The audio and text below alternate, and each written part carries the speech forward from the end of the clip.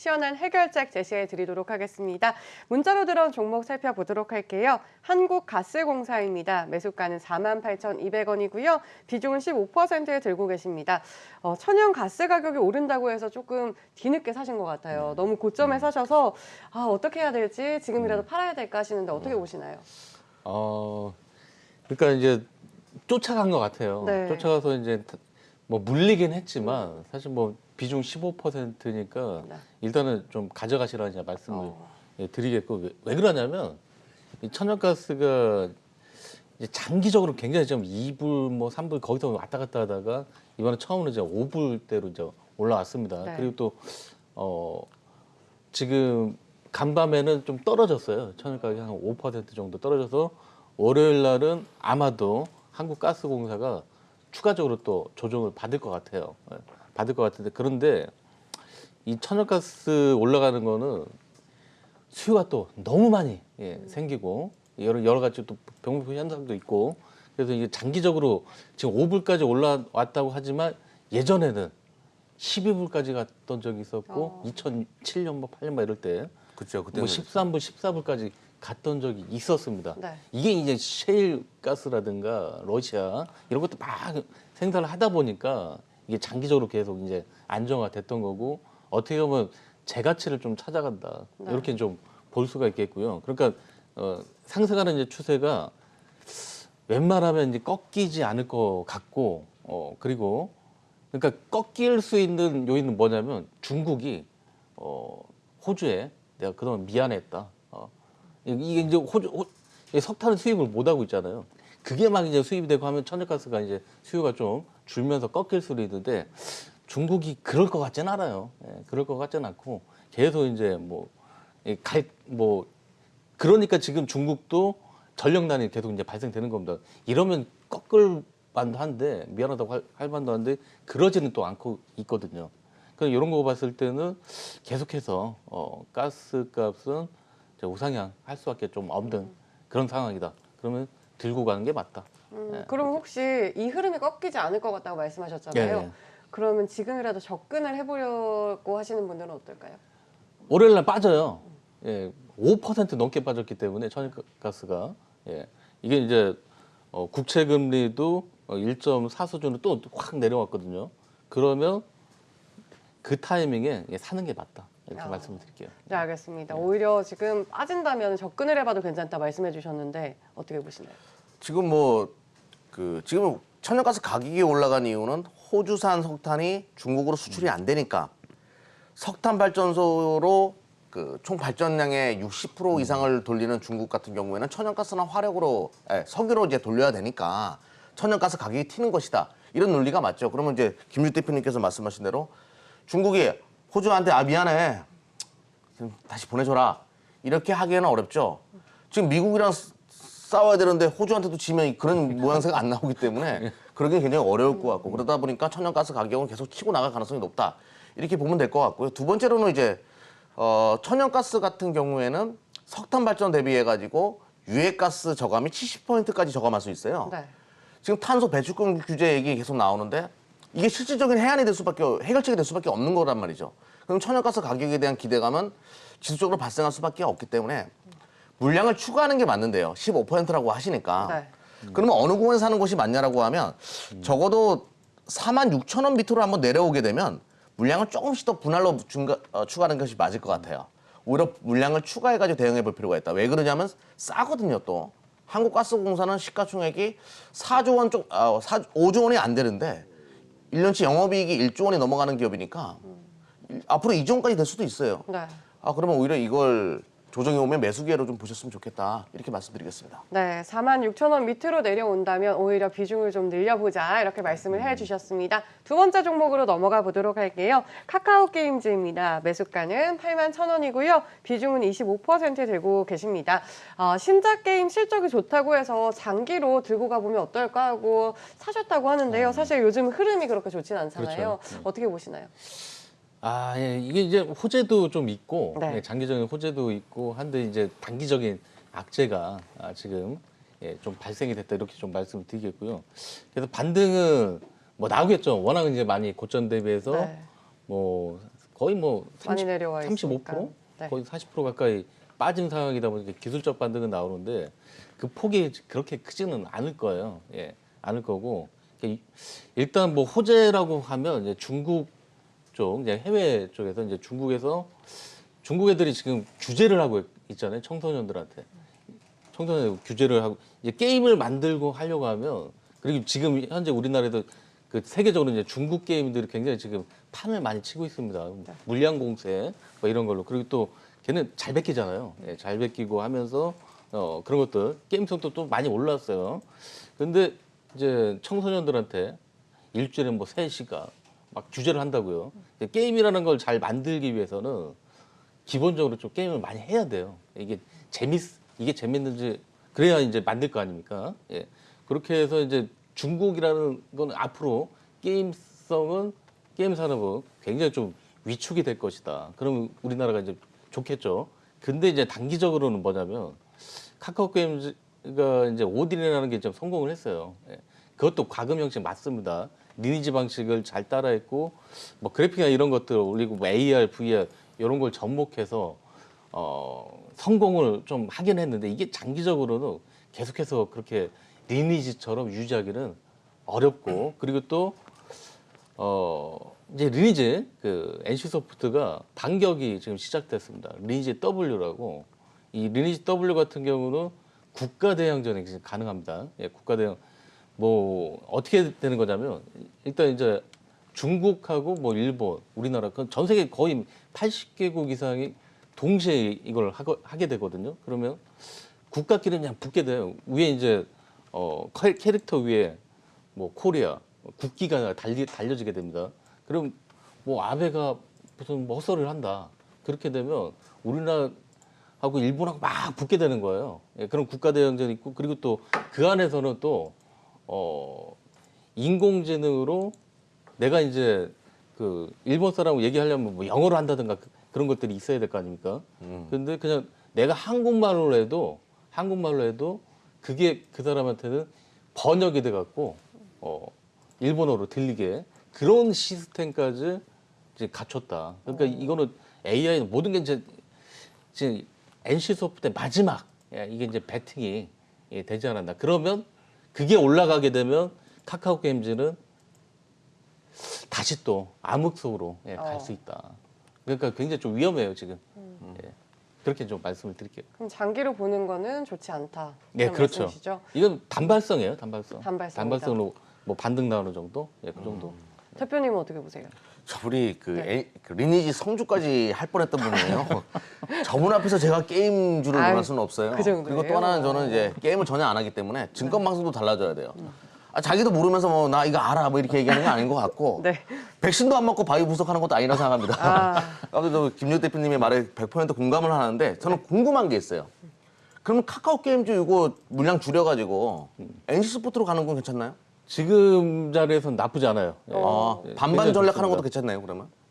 반반하지 말고 그냥 결정을 짓는 것이 NC로 가라. 가요. 예. 그게 지금은 훨씬 더 유리합니다. 예. 그러면 NC는 기술적 반등인가요? 아니면 이제는 다시 상승 이제는 추세를 받을까요? 그게 뭐 얼마 11월에 런칭일 거예요. 리니지 W가. 예. 이번 그거는 제가 다 그 내용을 보고 했는데 아무래도 뭐 제가 옛날에 뭐 리니지 향수가 있으니까. 성주까지 노렸던 몸이다 보니까 게임은 안 하지만 네. 계속 관심을 갖고 애정이 있어요. 그러니까 그쪽으로 가는 게 중장기적으로 훨씬 더 유리하다 이렇게 네, 말씀드릴게요. 알겠습니다. 카카오 게임즈 중장기적으로 보기보다는 오히려 NC 소프트 쪽으로 갈아타보는 게 어떤가 이렇게 말씀을 해주셨습니다. 다음 종목도 살펴보도록 할게요. 덕산 테코피아입니다. 매수가는 22,500원이고요. 비중은 30%에 들고 계십니다. 8월 초에 33,000원까지 터치했던 주가가 현재는 25,000원 선을 나타내고 있는데 이분이 매도 타이밍을 놓치셨나 봐요. 그래서 이러다가 매수가까지 내려가고 또 손실까지 날까 봐 두려우신 것 같은데 어떻게 해야 좋을까요? 그렇죠. 이제 수익이 굉장히 좀 많이 나셨다가 이게 좀 아쉽죠. 50% 넘게 수익 났다가 이제 뭐 10% 그러니까요. 그 정도밖에 수익이 안 나다 보니까 좀 팔기도 좀 애매하고 네. 그럴 거예요. 먹긴 했지만 잃은 느낌 맞아요. 그런 거 있잖아요. 예. 그럼 충분히 좀 이해를 합니다. 근데 지금 이 덕산 테코피아 보니까 우리가 이제 이것도 이제 예전에 이제 분석을 했던 그런 종목 중에 하나예요. 올레드 쪽에 그런 전구체, 올레드 그 청색 소자 뭐 이런 것들이 있거든요. 그 원천 소재를 이 회사가 지금 하고 있습니다. 그게 이제 요즘에 보게 되면 애플도 다 전면적으로 올레드 채용을 했고 또 아이패드에도 채용을 하고 삼성전자도 지금 중대형도 올레드는 이제 가고 있지 않습니까? 그렇게 보니까 이게 실적이 엄청나게 좋아졌더라고요. 올라갈 만한 이유가 있었어요, 보니까. 올라갈 만한 이유가 충분히 있었고, 그래서 올라갔던 거고, 지금은 사실 뭐, 덕산 테크피아가 갑자기 좀 올레드 하는데 LCD로 가는 건 그런 건 아닐 거 아니에요. 예. 뭐, 다시, 지금은 시장 때문에 빠진 거고, 뭐, 이게 좀 안정화가 되면 다시 한번 뭐 전고점 정도는 충분히 올라갈 수 있는 그런 타이밍이 좀 있다고 보고 있습니다. 예. 그럼 다시 한번 전고점은 터치를 할 수 있다. 그 정도는 뭐 갈 수 있지 않을까? 조금 더 이렇게 보유를 봅니다. 해보셔야겠네요. 대표님도 동의를 하시나요? 네, OLED 관련된 종목들은 지금 다시 보실 때가 됐는데 좀 고평가된 것들이 있을 거예요, OLED는. 그러니까 성장주가 최근에 죽으면서 덕산 테크피아가 같이 밀렸던 그런 형태는 좀 거품이 껴있다라고 판단하는 분들이 계실 것 같은데 덕산 테크피아는 일단은 저는 이렇게 했으면 좋겠어요. 차트를 보면서 제가 좀 설명드려 보도록 할게요. 네. 저도 중장기적으로 투자 매력도가 높은 종목인 것은 인정하는데요. 지금 30%를 가지고 있으니까 29,000원 정도가 오게 되면 좀 물량을 줄여놓고 뭐 다시 내려오게 되면 다시 물량을 채우거나 아니면 또 올라가 버리면 그냥 절반 가지고 승부 보시고 나머지 물량은 또 위드 코로나 관련된 종목으로 좀 이동하시거나 일단 29,000원대 오게 되면 전략을 좀 유연하게 한번 해보자 이렇게 말씀드리겠습니다. 네, 알겠습니다. 29,000원 선에서 전략을 재정비해보자 이렇게 말씀을 해주셨습니다.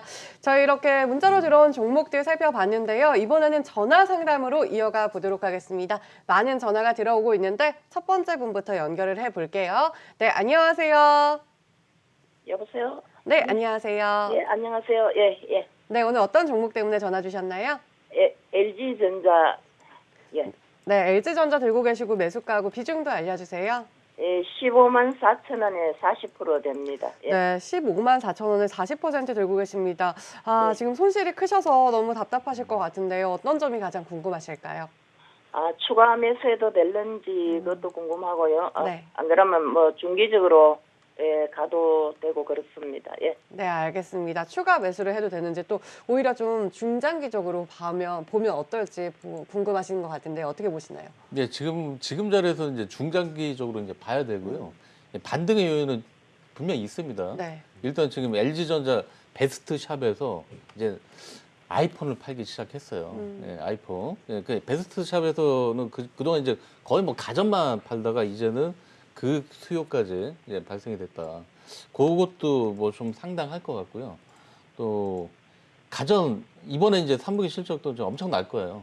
뭐 4분기에는 좀 위드 코로나다 하면서 뭐 실적이 좀 다운될 것이다 하지만 연말은 또 미국 같은 이제 블랙 프라이데이 뭐 이런 것들이 있고 그렇기 때문에 박싱데이 뭐 이런 것들 있잖아요. 쇼핑데이가 그런 것들 감안했을 때 계속해서 이제 가전 쪽은 실적이 좋을 것이다. 그리고 또 왜 그러냐면 LG전자를 보게 되면 기존 가전이 아니라 계속해서 이제 새로운 가전들을 만들어냅니다. 뭐 스타일러라든가 이번에 뭐 머리다 뭐 쓰는 뭐 그런 두피 뭐 이런 거 거기다 또 맥주 만드는 것도 좀 만들었더라고요. 이게 괜찮아요. 또 모니터 같은 경우에도 그냥 뭐 모니터가 아니라 모니터 TV가 아니라 갖고 다니는 모니터예요.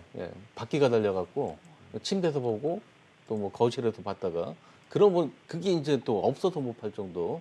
그렇게 새로운 가전에서도 가전 하나면 LG 아니겠습니까? 가전에서도 새로운 수요 만들어간다. 그리고 또 지금 전장 쪽은 사실 예전에는 좀 아픈 손가락이었습니다. 아픈 손가락이었는데 지금 4, 4분기부터는 이게 손익분기점을 좀 돌아선다고 합니다. 그러면 까먹는 요인도 또 하나가 예전에 휴대폰에 뭐 1조씩 까먹었다가 휴대폰은 이제 날라갔죠. 그 다음에 전장도 계속해서 거기서 손실 발생됐는데 이제 규모를 많이 늘려놨고 거기서 이득을 이제는 턴어라운드가 4, 4분기부터 시작된다. 그러면 뭐 4분기에 지금 증권사들이 예측인 4분기에는 뭐 위드 코로나 하면서 이제 가전도 좀 줄고 많이 안 좋아질 것이다 하는데 제가 보기에는 그렇게 보지는 않습니다. 네. 오히려 더 4분기에 생각보다 괜찮네. 그런 분위기가 가게 되면 주가는 여기가 거의 뭐 바닥권이다. 이렇게 좀 말씀드릴 수가 있겠네요. 그럼 이제 바닥을 찍고 더 오히려 긍정적인 주가가 펼쳐질 것이다 이렇게 말씀을 해주셨는데 사실 애플카 기대감에 최근에 거래량과 함께 긴 장대 양봉이 나왔었잖아요. 네. 근데 너무 일시적이었나 봐요. 그 후로 계속해서 쭉 빠지는데 여기에 대해서는 어떻게 보시나요? 애플카는 중요하지 않다라고 봐요. 일단은 이제 위드 코로나 최근에 주가가 빠지는 원인은 위드 코로나 피해주로 가전을 이제 선택하는 사람들이 있는 것 같은데 보복적 소비 못 보셨죠? 엄청난 소비를 보여줄 거예요, 글로벌 시장이. 그럼 가전도 거기에 최대 수혜주로 될 수밖에 없기 때문에 너무 밖에 다르니까라는 논리로 이걸 볼 필요는 없을 것 같고요. 또 하나는 이제 제가 화면 좀 보여드리도록 하겠습니다. 올해 LG전자 예상 영업이익을 4조 6천 정도 잡고 있어요. 자, 화면을 보시게 되면 이 정도 잡고 있는데요. 좀 크게 해서 보여드리겠습니다. 4조 6천 정도 잡고 있고 지금 현재 시가총액이 20조니까 멀티플이 5배 정도 형성된 거예요. 근데 김주익 대표님께서 좀 전에 이런 얘기했죠. 전장 쪽이 4분기 때부터 조금씩 적자에서 흑자로 전환되기 시작할 것이다. 그 랜드로버라는 차량이 있을 겁니다. 랜드로버 차량 장고장이 많아가지고 디스플레이 쪽 다 엎었다. 그래서 LG전자 걸로 다 바꾼다는 얘기가 있어요. LG전자는 디스플레이 쪽, 차량용 디스플레이 쪽에서 글로벌 넘버원이에요. 근데 전기차로 바뀌고 전장으로 계속 바뀌기 시작하고 자율주행 시작되기 시작하면 LG전자 부품은 엄청나게 쓰일 수밖에 없는 구조라는 거죠. LG전자의 제품들은. 즉 결과론적으로 전장에서로 성장하고 있기 때문에 멀티플을 10배 준다라고 하면 4조 6천까지 가도 되는 거예요. 지금 46조까지도 가도 되는 겁니다. 지금 20조 원이니까. 이거 생각해보면 생각만 좀 달리해보면 LG전자는 지금 팔 이유가 없죠. 근데 그렇다라고 해서 물량을 추가해서도 안 돼요. 우리 개인 투자자 여러분들은 주가가 빠지게 되면 계속 물량 추가하고 싶어 하죠. 그렇게 해서 안 됩니다. 좀 기다렸다가 오히려 내가 수익권으로 바뀌었을 때 물량을 추가하는 전략이 좋아요. 수익권으로 바뀌었다가 다시 소식권으로 들어오는 구간 뭐 이렇게 잡아가지고 물량을 추가하는 것이 맞겠고 물타기보다는 불타기를 했으면 좋겠어요. 지금은 40% 물량도 많으니까 계속 들고 가되 차후에 물량을 추가하는 것은 오히려 주가가 올라오고 나서 판단할 필요가 있다. 이렇게 말씀드리겠습니다. 네, 물타기보다는 불타기를 해보자 이렇게 전략을 제시를 해주셨습니다. 저희 다음 전화도 바로 연결을 해보도록 하겠습니다. 네, 안녕하세요. 네, 안녕하세요. 네, 반갑습니다. 어떤 종목 들고 계신가요? 네, OCI요. 네, OCI 들고 계시고요. 매수가하고 비중도 알려주세요. 네, 12만 원에 50%요. 12만 원에 50%왜 이렇게 많이 들고 계신가요? 얼마 안 돼, 천주요. 예. 그래도 힘든 시장 속에서도 52주 신고가 경신하면서 지금 수익 중이세요. 어떤 점이 가장 궁금하실까요? 아니, 이게 좋다고 계속 들고 있는데 네. 어느 정도에 가서 한번 팔았다가 또 다시 재매수 하려나. 올해까지 그냥 갖고 가야 되나, 중장기적으로. 예. 네, 알겠습니다. 좋다고 가지고, 예. 네, 바로 여쭤보도록 할게요. 이 종목 어떻게 해야 좀 수익을 극대화시킬 수 있는 전략을 가져갈 수 있을까요? 이것도 아까 이제 저희가 전력난 얘기를 많이 했었잖아요. OCI 같은 경우에는 이게 폴리실리콘이 전력을 무진장 먹습니다. 예, 그 전력 싸움이에요. 결국 단가는 전력 싸움이고 지금 중국이 전력 나니까 폴리실리콘 예전에 이제 똥값이 됐었던 가장 큰 원인은 중국에서 중구난방으로 폴리실리콘을 생산하는 그런 업체들이 너무나 많았었거든요. 그냥 OCI 거기에 대해서 이제 피해를 봤었던 거고. 근데 이제 중국은 지금 OCI 같은 경우에는 뭐 생산 시설이 대부분 다 말레이시아 전력이 좀 풍부한 그쪽으로 좀 옮겼습니다. 그래서 그 덕을 지금 좀 더 봐서 최근에 또 뭐 폴리실리콘 가격이 또 올라가는 것도 있겠지만 그래서 이제 올라갔던 거고. 다만 근데 언제쯤 파냐 이렇게 이제 보게 되면 좀 기술적으로는 저는 잘 모르겠고 언제쯤 파냐면 중국이 이제 전력이 좀 돌아가기 시작하네 그런 것들이 좀 얘기가 들리게 되면 OCI는 급락할 가능성이 또 있어요. 그러니까 그런 얘기가 들리면 그때는 많이 드셨잖아요. 많이 드셨고 욕심을 조금 뭐 낮춰서 그렇게 좀 대응을 했으면 좋겠네요. 네, 중국에서 이야기가 들려올 때쯤 그때는 팔아야 할 시기다 이렇게 말씀해 주셨고요. 대표님은 근데 어떻게 보시나요? 네, 저는 20만 원 정도까지는 갈 수 정도 있다고 봐요. 그 이유는 이제 바이든 정권에서 신재생에너지에 대한 드라이빙, 유럽에서 진행하고 있는 신재생에너지에 대한 드라이빙. 우리가 뭐 심각하게 받아들여야 된다고 생각하거든요. 지구 온난화 문제부터 시작해가지고 탄소 배출 문제. 이것이 점진적으로 이제 그 문제시화되고 화두화돼가고 있는 현재 구간에서 당연히 가져가는 것이 맞겠고.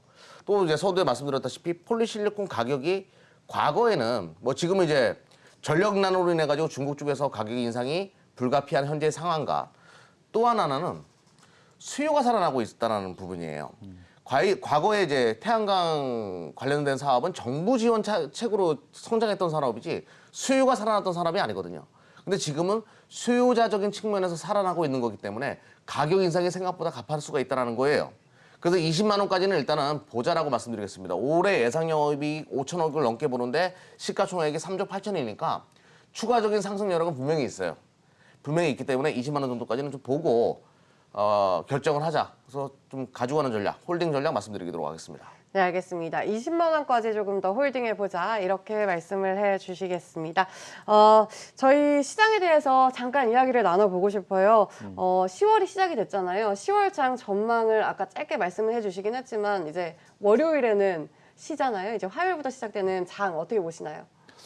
아무래도 좀 위드 코로나 이쪽은 뭐 다음 주부터 바로 이제 반등이 나올 것 같아요. 그리고 우리 시장 좀 워낙 또 조정을 좀 하다하게 좀 받았기 때문에 반발 매수도 많이 들어오고, 그리고 또 자금 동향 같은 걸 또 보게 되면 예탁 자산은 뭐 이런 상황에도 불구하고 계속 늘어나고 있습니다. 거의 뭐 70조 가까이 지금 또 올라왔고, 그런 상황에서 신용도 좀 많이 줄었더라고요. 예. 지금 계속해서 아마 이제 금요일 것도 이제 통계가 잡히면 금요일도 많이 줄었을 거예요. 예. 많이 줄었을 거고, 그런 거 놓고 봤을 때 이제 또 다시 또 어느 정도 좀 에너지가 많이 좀 응축이 됐다. 자신 있게 대응하시라 이렇게 말씀을 드릴게요. 네, 알겠습니다. 자신 있게 대응해 보자 이렇게 말씀을 해주셨으니까요. 저희 또 고민 있으신 분 전화로 연결을 해서 고민을 풀어드리도록 하겠습니다. 네, 안녕하세요. 네, 안녕하세요. 네, 반갑습니다. 어떤 종목 들고 계신가요? 반갑습니다. 예, 코스닥의 네오유지 게임이죠. 네, 네오위즈 들고 계시고요. 매수가하고 네. 비중도 알려주시겠어요?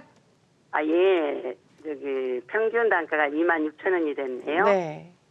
그리고 저기 ST탑에서 네. 그 제약주 갖고 있다 이쪽으로 저기 교체를 했어요.